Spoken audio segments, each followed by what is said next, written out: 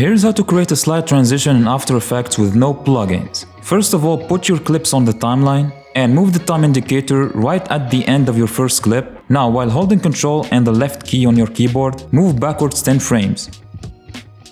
Once that's done, move the second clip towards the time indicator's position. Alright, now let's add some motion blur. If you can't see this option right here, just hit toggle switches / modes and then basically add motion blur to your clips. After that, select your second clip and hit P on the keyboard to bring up the position setting. Move this clip towards the right until it disappears off the screen.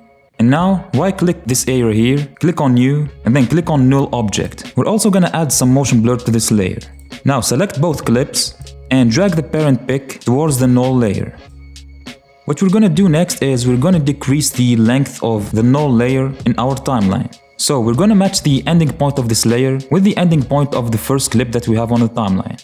Place your time indicator right at the start of the second clip and move backwards 10 frames. Now select your null layer and hit Ctrl+Shift+D on the keyboard and delete this leftover layer. Now hit P on the keyboard while selecting the null layer, keyframe the starting position and move the time indicator towards the ending point of your layer, and now slide all the way until the second clip appears on the screen. Select both keyframes and right-click them, choose Keyframe Assistant and then click on the Easy Ease option.